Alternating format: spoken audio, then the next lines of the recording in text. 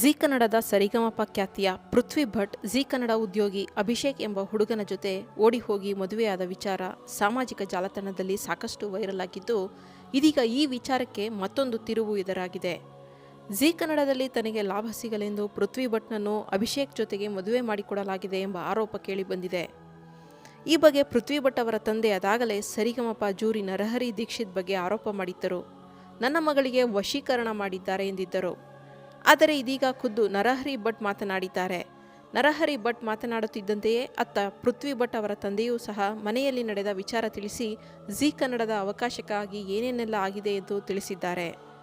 ಮೊದಲಿಗೆ ಸರಿಗಮಪ ಜೂರಿ ನರಹರಿ ದೀಕ್ಷಿತ್ ಮಾತನಾಡಿರುವುದನ್ನು ನೋಡುವುದಾದರೆ, ಪ್ರೀತಿಯ ಹವ್ಯಕ ಬಂಧುಗಳೇ ಹಾಗೂ ರಾಮಚಂದ್ರಪುರ ಮಠದ ಬಂಧುಗಳೇ, ಗಿರಿನಗರ ಹವ್ಯಕ ವಲಯದ ಪದಾಧಿಕಾರಿಗಳೇ ಹಾಗೂ ನನ್ನೆಲ್ಲ ಹವ್ಯಕ ಸ್ನೇಹಿತರೆ, ನಾನು ನರಹರಿ ದೀಕ್ಷಿತ್, ಗಾಯಕ ಹಾಗೂ ಸುಗಮ ಸಂಗೀತ ಶಿಕ್ಷಕ. ನಿಮ್ಮೆಲ್ಲರ ಸಮಕ್ಷಮದಲ್ಲಿ ನನ್ನದೊಂದು ಮುಖ್ಯವಾದ ವಿಚಾರವೊಂದನ್ನು ಹಂಚಿಕೊಳ್ಳುವುದಿದೆ. ಏನೆಂದರೆ, ನನ್ನ ವಿದ್ಯಾರ್ಥಿನಿ ಪೃಥ್ವಿ ಭಟ್ ಕಾಸರಗೋಡು ಮೊನ್ನೆ ಮಾರ್ಚ್ 27ರ ಗುರುವಾರ ಅಭಿಷೇಕ್ ಜೀ ಟಿವಿ ಉದ್ಯೋಗಿ ಅಸೋಸಿಯೇಟ್ ಡೈರೆಕ್ಟರ್ ಅವರೊಂದಿಗೆ ವಿವಾಹವಾಗಿದ್ದಾರೆ ಹಾಗೂ ರಿಜಿಸ್ಟರ್ ಮ್ಯಾರೇಜ್ ಕೂಡ ಆಗಿದ್ದಾರೆ. ಆದರೆ ಮನೆಯವರ ಒಪ್ಪಿಗೆ ಇಲ್ಲದೆ ಇದು ಕಳೆದ 4 ವರ್ಷದ ಹಿಂದೆ ಅವರಿಬ್ಬರ ನಡುವೆ ನಡೆದ ಒಪ್ಪಂದವಾಗಿದೆ. ಸಹಜವಾಗಿ ಹವ್ಯಕರಲ್ಲದ ನಮ್ಮವರಲ್ಲದ ಹುಡುಗನನ್ನು ಮದುವೆಯಾಗಿದ್ದು ತಂದೆ ತಾಯಿಗೆ ತುಂಬಾ ಬೇಸರ ತರಿಸಿದೆ. ಆ ಮದುವೆ ವಿಚಾರ 1 ತಿಂಗಳ ಹಿಂದೆಯಷ್ಟೇ ನನ್ನ ಗಮನಕ್ಕೆ ಬಂದಿತ್ತು. ನಾನು ಖುದ್ದು ಪೃಥ್ವಿ ಮನೆಗೆ ಹೋಗಿ ಅವರ ಅಪ್ಪ ಹಾಗೂ ಅಮ್ಮನ ಬಳಿ ತಿಳಿಸಿದ್ದೆ. ಪರಿಸ್ಥಿತಿ ಕೈಬಿಟ್ಟು ಹೋಗಿದೆ, ಅವಳು ಅವನನ್ನು ಮದುವೆಯಾಗೋದು ಖಚಿತ, ನೀವು ಹುಡುಗನನ್ನು ಕರೆಸಿ ಮಾತನಾಡಿ ಎಂದೂ ಸಹ ಹೇಳಿ ಬಂದಿದ್ದೆ. ಆದರೆ ಅವರು ಅದನ್ನು ಪರಿಗಣಿಸಲಿಲ್ಲ.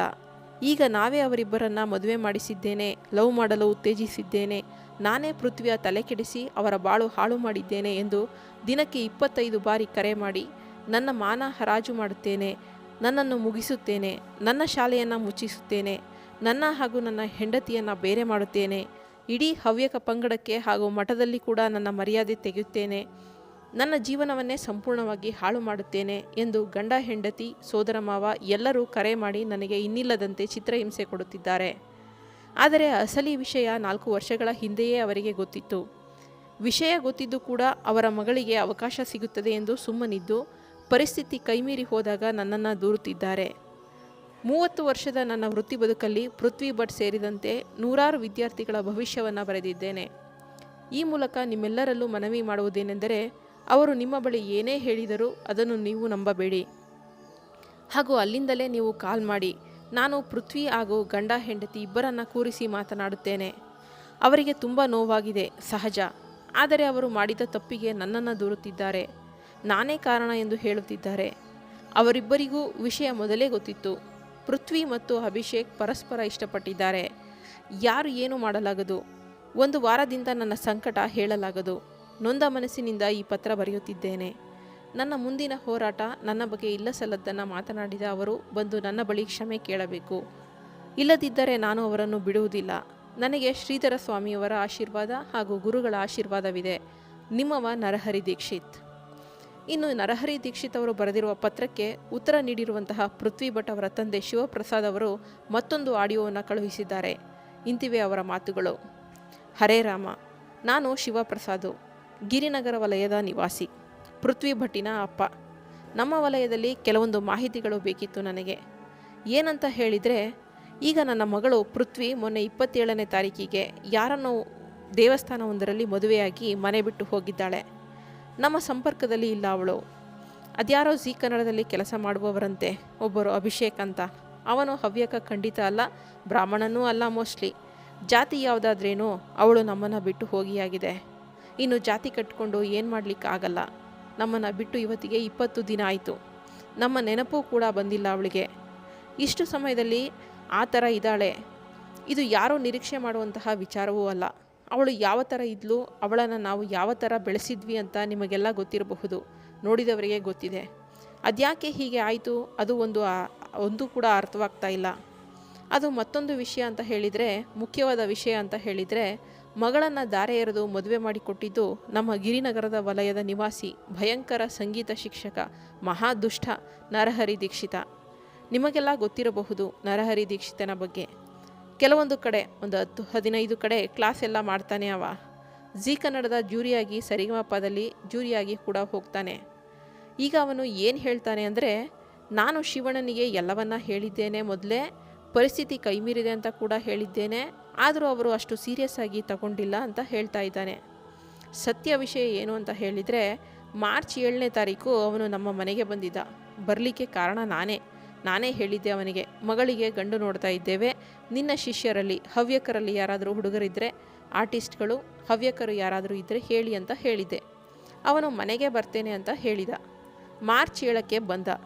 ಮಾರ್ಚ್ 7ಕ್ಕೆ ಬಂದು ಹೇಳ್ದ, ಜೀ ಕನ್ನಡದ ಹುಡುಗ ಒಬ್ಬ ಅಭಿಷೇಕ್ ಅಂತ ನಮ್ಮ ಪೃಥ್ವಿ ಹಿಂದೆ ಬಿದ್ದಿದ್ದಾನೆ, ಪೃಥ್ವಿಯನ್ನು ತುಂಬ ಇಷ್ಟಪಡ್ತಿದ್ದಾನೆ, ಪೃಥ್ವಿಗೂ ಸ್ವಲ್ಪ ಮನಸ್ಸಿದ್ದಾಗಿದೆ, ಒಂದು ಸಲ ಕ್ಲಿಯರ್ ಮಾಡಿಕೊಳ್ಳಿ, ನಂತರ ಜಾತಕ ಕೊಡಿ ಅಂದಿದ್ದ. ಸರಿ ಅಷ್ಟೇ ಹೇಳಿದ್ದ ಅವನು. ಬೇರೆ ಪರಿಸ್ಥಿತಿ ಕೈ ಮೀರಿದೆ, ಅವರು ಮದುವೆ ಹಂತಕ್ಕೆ ಬಂದಿದ್ದಾರೆ, ಇದು ಯಾವುದನ್ನು ಸಹ ಅವನು ಹೇಳಿರಲಿಲ್ಲ.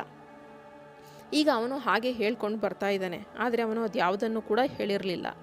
ಹಾಗೆ ಅವನು ಹೋದ ಮೇಲೆ ಪೃಥ್ವಿಯನ್ನು ನಾನು ವಿಚಾರಿಸಿದೆ, ಎಂಥ ಸಂಗತಿ ಮಗಳೇ ಅಂತ.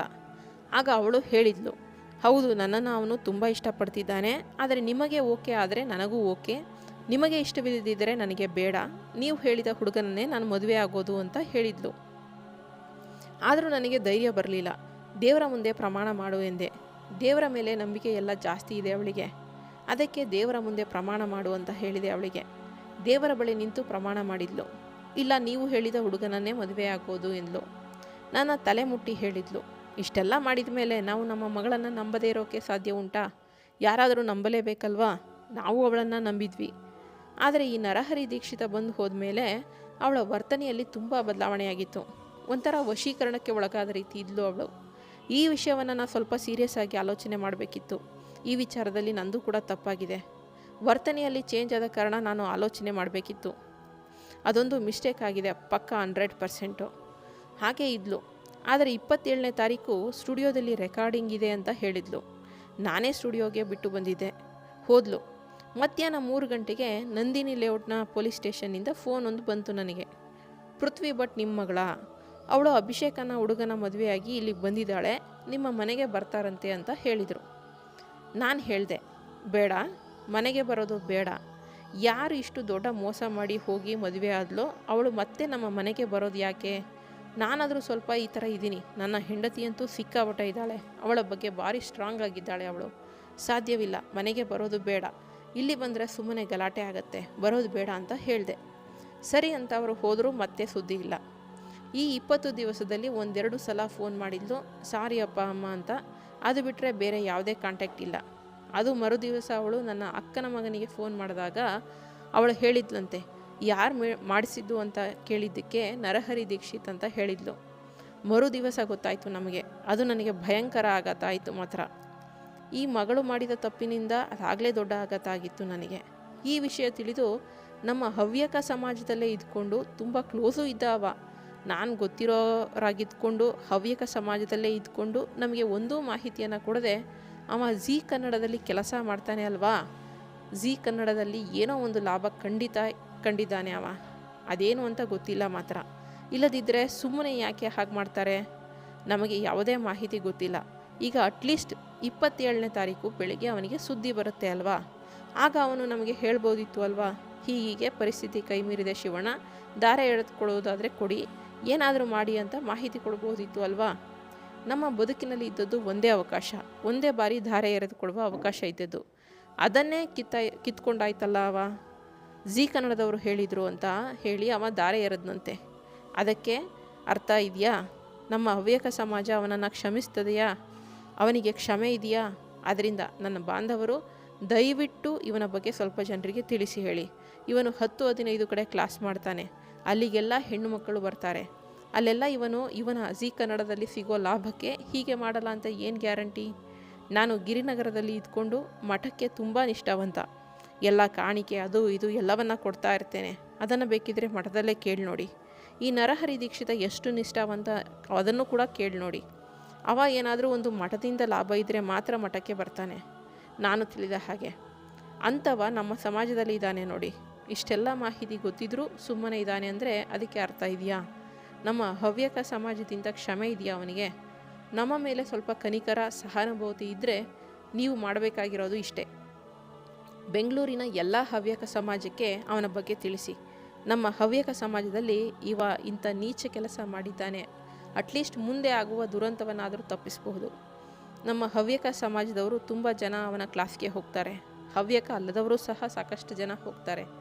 ಆದ್ದರಿಂದ ನಮ್ಮ ಹವ್ಯಕದವರಿಗೂ ಅಲ್ಲದವರಿಗೂ ಈ ಒಂದು ವಿಚಾರ ತಿಳಿಸಿದರೆ ಮುಂದೆ ಸಮಾಜಕ್ಕೆ ಒಳ್ಳೆಯದು. ನಾನು ಈಗ ಇರೋ ವಿಚಾರ ತಿಳಿಸಿಲ್ಲ ಅಂದರೆ ಅದಾಗಲೇ ವಲಯದಿಂದ ಸಾಕಷ್ಟು ಜನ ಫೋನ್ ಮಾಡಿ ಕೇಳ್ತಿದ್ರು. ಅವರಿಗೆಲ್ಲ ಸರಿಯಾದ ಮಾಹಿತಿ ಇಲ್ಲ, ಅದರಿಂದ ಈ ರೆಕಾರ್ಡಿಂಗ್ ಮಾಡಿ ಹಾಕಿದ್ದು. ಹಾಗೆಯೇ ನಾನು ಗಿರಿನಗರ ವಲಯದವನು, ನನಗೆ ಈ ಗ್ರೂಪಿನಲ್ಲಿ ಹಂಚಿಕೊಳ್ಳುವ ಹಕ್ಕಿದೆ, ಆದ್ದರಿಂದ ನಾನು ಹಾಕಿದ್ದೀನಿ. ಯಾರೂ ಕೂಡ ತಪ್ಪು ತಿಳಿಬೇಡಿ. ಆದ್ದರಿಂದ ನರಹರಿ ದೀಕ್ಷಿತನನ್ನು ನಾನಂತೂ ಕ್ಷಮೆ ಕೊಡುವುದಿಲ್ಲ. ಅವನು ಎಂಥವನು ಅಂತ ನಾನಂತೂ ಸಮಾಜಕ್ಕೆ ತಿಳಿಸಿಯೇ ತಿಳಿಸ್ತೇನೆ. ಹರೇ ರಾಮ. ಇದಿಷ್ಟು ಪೃಥ್ವಿ ಭಟ್ ಅವರ ತಂದೆ ಶಿವಪ್ರಸಾದ್ ಅವರ ಮಾತುಗಳಾಗಿವೆ. ಕಷ್ಟಪಟ್ಟು ಇಷ್ಟು ವರ್ಷಗಳ ಕಾಲ ಪ್ರೀತಿ ಕೊಟ್ಟು ಸಾಕಿದ ಮಗಳು ಈ ರೀತಿ ಹೋಗಿ ಮದುವೆಯಾದಾಗ ಯಾವ ತಂದೆಗಾದರೂ ನೋವು ಆಗಿಯೇ ಆಗುತ್ತದೆ. ಅದೇ ರೀತಿ ಶಿವಪ್ರಸಾದ್ ಅವರಿಗೂ ಆಗಿದೆ, ಅದು ಖಂಡಿತ ಸತ್ಯ. ಆದರೆ ಅದೇನೇ ಆದರೂ ಮುಂದೆ ಮಗಳು ಸಂತೋಷವಾಗಿ ಬಾಳಿ ಬದುಕಬೇಕಾದದ್ದೇ ಹೆತ್ತವರಿಗೆ ಮುಖ್ಯ. ಅದನ್ನು ಪರಿಗಣಿಸಿ ಮಗಳನ್ನು ಕ್ಷಮಿಸಿ ಅವಳ ಬಾಳು ಸುಂದರವಾಗಿರಲಿ ಎಂದು ಆಶೀರ್ವಾದ ಮಾಡುವುದೇ ಒಳಿತೆನ್ನಬಹುದು. ಮತ್ತಷ್ಟು ವಿಶೇಷ ವಿಡಿಯೋಗಳಿಗಾಗಿ ವಾಹಿನಿಯನ್ನು ತಪ್ಪದೇ ಸಬ್ಸ್ಕ್ರೈಬ್ ಮಾಡಿಕೊಳ್ಳಿ. ಧನ್ಯವಾದಗಳು.